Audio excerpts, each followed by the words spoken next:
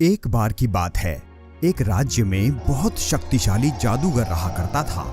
उस जादूगर के पास एक से एक नायाब शक्तियां थी, पर वो अपनी जादुई शक्तियों से संतुष्ट नहीं था और वो जादूगर दुनिया में सबसे शक्तिशाली बनना चाहता था, जिससे कि वो पूरी दुनिया पर अपना कब्जा कर सके। उस जादूगर के पास एक भविष्य दिखाने वाला जादुई तोता था। जादूगर तोते के पास आता है और तोते से कहता है, बता मेरे जादुई तोते, क्या मुझसे भी शक्तिशाली कोई है इस दुनिया में जिसके पास मुझसे कई ज्यादा जादुई शक्तियां हों? पर तू क्या बताएगा? मैं जानता हूं मेरे तोते, मेरी शक्तियों के आगे कोई टिक नहीं सकता। सावधान जादूगर, तुमसे भी शक्तिशाली 4 भाई इस राज्य में रहते हैं, जिनको ऐसी शक्तियां प्राप्त होने वाली हैं जिनकी शक्तियां तेरी शक्तियों से भी ज्यादा होंगी। ये सुनकर जादूगर हक्का बक्का हो गया और सोच में पड़ गया। जादूगर कहता है, तोते ने कहा है कि उनको शक्तियां प्राप्त होंगी, इसका मतलब अभी उनके पास किसी भी प्रकार की कोई शक्ति नहीं है। मतलब वो अभी बस एक मामूली इंसान ही हैं। इससे पहले कि उन्हें वो शक्तियां प्राप्त हों, मुझे उन्हें रोकना होगा। जादूगर तोते से पूछता है कि उन्हें ये शक्तियां कैसे प्राप्त होंगी।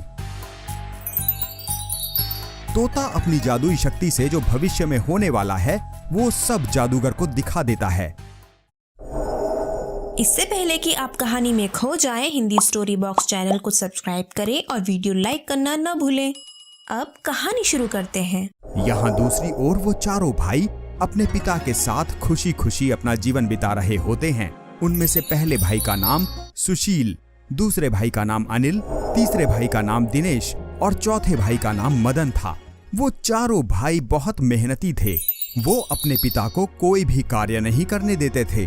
पिताजी, अब हम बड़े हो चुके हैं और इस काबिल हैं कि हम अपना घर चला सकते हैं और आपको कोई कार्य करने की जरूरत नहीं है। उनके पिता अपने चारों पुत्रों से बहुत खुश थे। वो अपने राज्य के सबसे बड़े ज्योतिषी के पास अपने पुत्रों का भविष्य जानने के लिए जाते हैं। महाराज, मेरे पुत्र बड़े ही काबिल हैं। वो हर कार्य बड़ी कुशलता से कर लेते हैं और मुझे कोई कार्य नहीं करने देते।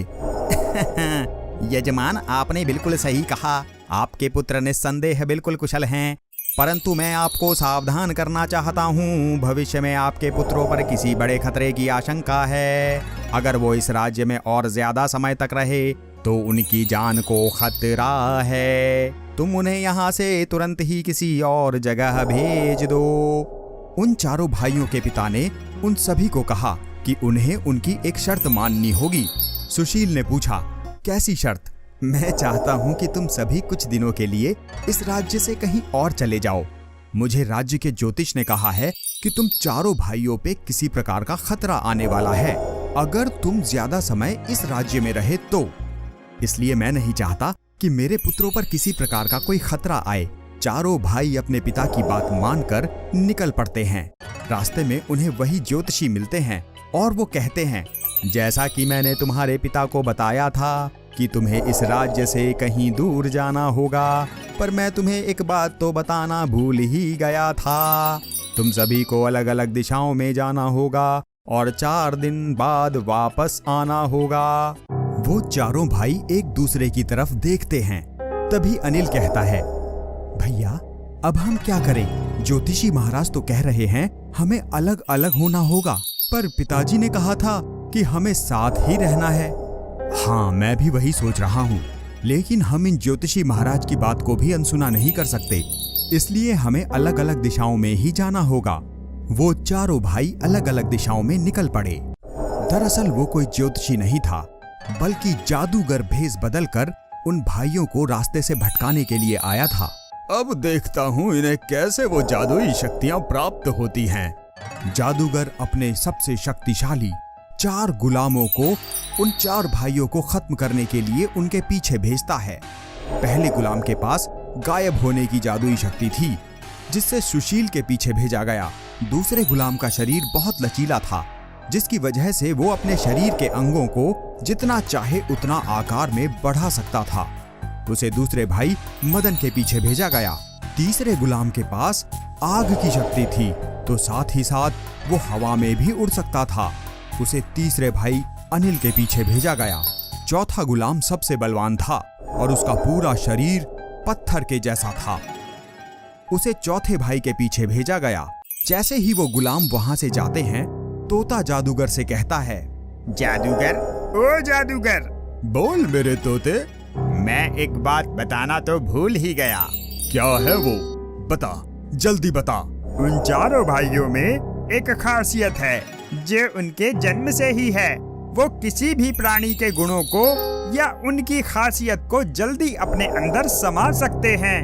अब जो गुलाम तूने भेजे हैं वो सभी एक से बढ़कर एक हैं, और यदि उन चारों भाइयों के पास उन गुलामों की शक्तियां आ गई तो वो उन गुलामों से भी शक्तिशाली हो जाएंगे।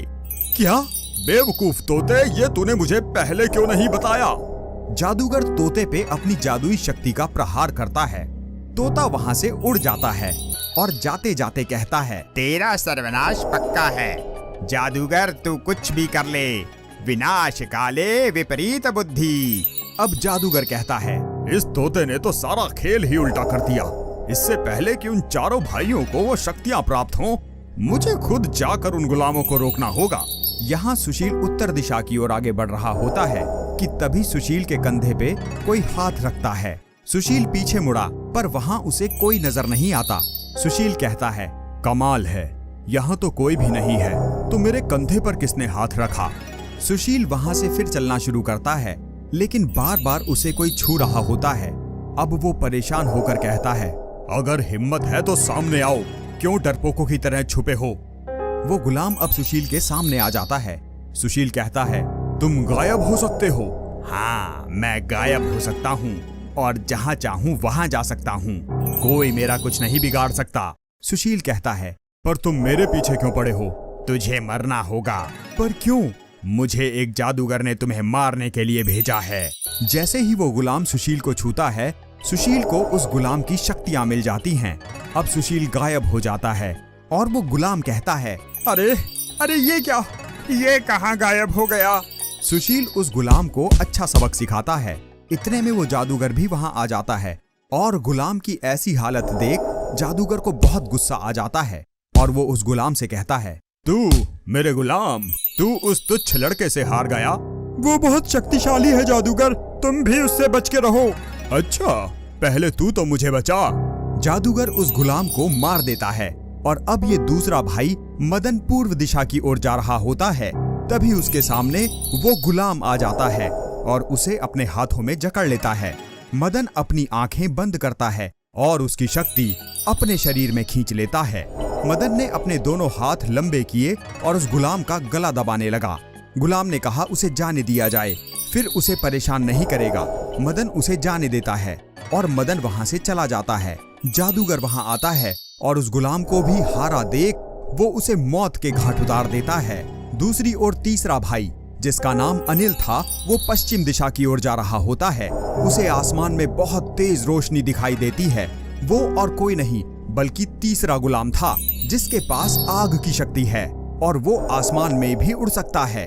गुलाम अनिल पर आग के गोले फेंकने लगता है। अनिल भागते हुए जाता है और उस गुलाम को कस के पकड़ लेता है। गुलाम कहता है, अरे लगता है तू खुद जलकर मरना चाहता है। पर अनिल के पास भी अब आग की शक्ति थी और वो भी हवा में उड़ सकता था। अनिल ने अपनी शक्तियों से उस गुलाम को सबक सिखाया और वो वहां से उड़ गया। जादूगर के हाथों फिर निराशा ही लगती है। वो तीसरे गुलाम को भी खत्म कर देता है और कहता है, बस अब आखिरी मौका है, मुझे उस चौथे गुलाम से पहले पहुंचना होगा। जादूगर समय से पहले ही दक्षिण दिशा की ओर पहुंच जाता है कि वहां उसका गुलाम आ जाता है, जिसका पूरा शरीर पत्थर का होता है। वो दिनेश पर भागते हुए हमला करता है, पर दिनेश उसके वार को रोक लेता है और उसकी शक्तियां प्राप्त कर लेता है और वो खुद अपने शरीर को पत्थर का बना लेता है और उस गुलाम को एक ही मुक्के से आसमान की सैर करा देता है। जादूगर अपना सर पकड़ लेता है और कहता है, सब खत्म हो गया। अब वो चारों भाई 4 दिन के बाद उसी रास्ते पर मिलते हैं और अपने घर वापस लौट आते हैं। उनके पिता ने उनसे पूछा कि इन 4 दिनों में तुमने क्या किया? उन सभी भाइयों ने अपने अपने साथ जो रास्ते में हुआ सभी अपने पिता को बता दिया। पिता ने कहा, मुझे भी अपनी शक्तियां दिखाओ। उन तीनों भाइयों ने बारी बारी अपनी अपनी शक्तियों का प्रदर्शन किया। पिता ने कहा, मैं धन्य हूँ, मेरे पास तुम जैसे पुत्र हैं। आगे जादूगर अपने महल में गहरी चिंता में होता है और चारों भाइयों को कैसे मात दी जाए बस वही उसके दिमाग में चल रहा होता है। जादूगर को परेशान देख चारों गुलामों में से एक गुलाम जादूगर के पास आता है और कहता है, जादूगर आप परेशान ना हो, मैं जल्द ही उन भाइयों को सबक सिखाऊंगा। ये सुन जादूगर गुलाम से कहता है, अच्छा, जब सबक सिखाने भेजा था तो तुम बुरी तरह हार कर आ गए थे और यहाँ मुंह छुपा कर बैठे हुए थे। गुलाम कहता है, मुझे दिनेश ने हराया था, शायद उसके पास मुझसे भी ज्यादा ताकत हो सकती है। बाकी 3 भाइयों को तो मैं चींटी की तरह मसल सकता हूँ। जादूगर ने कहा, जैसे तुम सोच रहे हो वैसा नहीं है, चारों भाई एक से बढ़कर एक हैं। ये मुझे मेरे दगाबाज जादुई तोते ने बताया था। जादूगर इससे पहले कुछ कहे वो गुलाम कहता है, अब जो भी हो मैं उनमें से एक भाई को ऊपर पहुंचा कर ही रहूंगा। और इतना कहकर वो वहां से चला गया। जादूगर कहता है, ये मेरे सारे गुलाम इतने बेवकूफ क्यों हैं? पूरी बात सुने बिना ही यहाँ से चला गया। अब क्या होगा इसका? गुलाम अब चारों भाइयों को पूरे राज्य में ढूंढ रहा होता है। अचानक गायब होने वाला गुलाम भी वहाँ आ जाता है। अरे तुम यहाँ क्या कर रहे हो? क्योंकि मुझे अच्छे से याद है पिछली बार हम कैसे हारे थे। तुम जादूगर की आधी बात सुनकर ही वहाँ से वापस आ गए। आधी बात? हाँ, दरअसल उन चारों भाइयों में दूसरे किसी भी प्राणी की शक्तियों को अपने भीतर समाने की काबिलियत है। गुलाम अब सब समझ गया कि आखिर वो क्यों पिछली बार हारा था। तो बताओ अब क्या करना है? दोनों गुलामों ने ये फैसला किया कि वो अपनी शक्तियों को मिलाकर उनमें से एक भाई पर हमला करेंगे। दोनों ने अपनी शक्तियों को मिलाया। अब पत्थर गुलाम के पास ताकत के साथ साथ गायब होने की भी शक्ति थी। अब देखते हैं तुम चारों भाई कैसे हमें काबू करते हो। यहाँ मदन घने जंगल से लकड़ियाँ काटकर अपने घर ले जा रहा होता है। वो दोनों गुलाम पेड़ के पीछे छुपकर मदन को देख रहे होते हैं। गायब गुलाम पत्थर गुलाम को मदन पर हमला करने के लिए कहता है। पत्थर गुलाम मदन के पीछे पीछे चलने लगता है। मदन को एहसास हुआ कि कोई उसके पीछे चल रहा है। उसने जब पीछे मुड़कर देखा तो उसे वहाँ कोई दिखाई नहीं दिया। वो इसे अनदेखा कर कर वहाँ से चला जाता है। उसे लगा जैसे कोई चट्टान उसके पीछे चल रही हो। वो फिर मुड़कर देखता है। उसे एहसास हुआ इतनी तेज हवा चल रही है पर उसे जरा सी भी हवा छू नहीं पा रही है। इसका मतलब उसके पीछे जरूर कोई है। उसने लकड़ियों को सामने फेंका तो लकड़ियां टकरा कर बिखर गई। अब वो भागता है और भागते हुए पत्थरों के पीछे छुप जाता है। वो गुलाम पत्थरों पे जोर से हमला करता है। मदन दूर जाकर गिरता है। गुलाम कहता है, अब कहाँ गई तुम्हारी शक्तियाँ?